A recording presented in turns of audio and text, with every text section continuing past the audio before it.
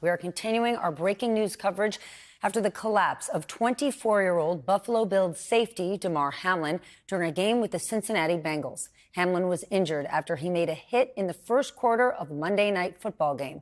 The NFL has postponed the game indefinitely. Damar Hamlin remained on the field for about 10 minutes while medical teams gave him oxygen and CPR. He's now in critical condition at the University of Cincinnati Medical Center. His family is there by his side, and Bills fans and Bengals fans have now gathered outside in prayer at the hospital. There is still a lot we do not know about his situation. We are standing by for all of the latest information from the NFL or the medical staff that are treating Hamlin. I want to bring in journalist and MSNBC contributor Mark Leibovich. He's also the author of the book, The Big Game, The NFL in Dangerous Times. Dangerous is certainly the word we're talking about tonight, Mark. What's your reaction to what we've seen?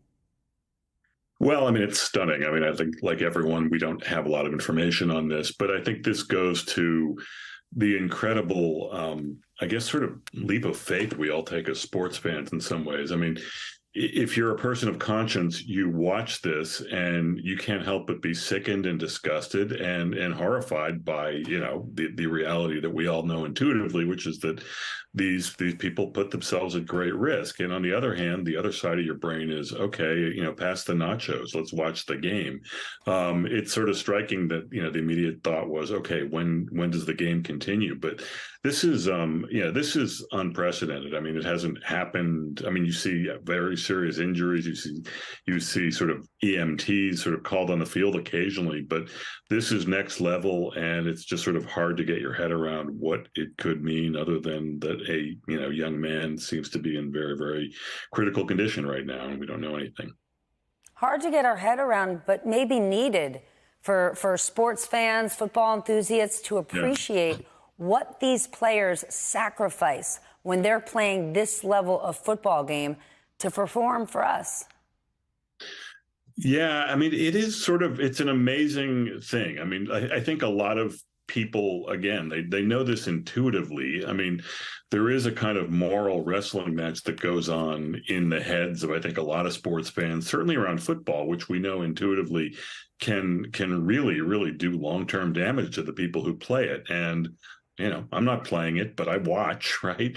I mean, it's something that we all kind of, I think, quietly grapple with, and then we sort of put off to the side and we watch our games and we root for our teams, and then all of a sudden something like this happens, and yeah, you're right, Stephanie. I mean, it does sort of wake up everyone to the sort of deep sort of moral imperative to what this is. But my sense is that we're sort of there's this process that you sort of focus on this for a few days, and eventually there's a resilience to the sort of NFL life that, you know, normalcy sort of abounds. And I think, as we saw tonight, the league's first impulse was, let's continue the game. And I think obviously better heads prevailed from both teams and both coaches. And we saw, I think, the right decision was made. The game was postponed, but obviously everyone is focused on Damar Hamlin right now and what his situation is. And I think hopefully, knock wood, we can just hope for the best here. How tricky is this for the NFL? Obviously, this man's life, this team and their ability to get their head around this is the most important thing. But we only have a week left in the season, and NFL is big, big business, if nothing else. We're heading into the playoffs. They didn't cancel it immediately. I think the NFL, the early indications here is they're not very good in these situations. I mean, they are a really good marketing organization. They are a good promotional organization. But when life intrudes and cultural realities intrude, around health and safety and things like that, Roger Goodell, who's the commissioner, has done a really, he does a really clumsy job. And I think this was kind of evidenced tonight.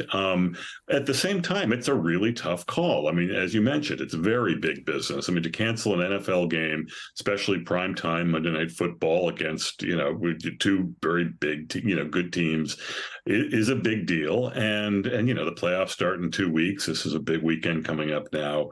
How do you proceed? I think obviously they're probably talking about it right now, trying to figure out, how you sort of get these games in, beginning with this one, whether, you even try to, get this played at all.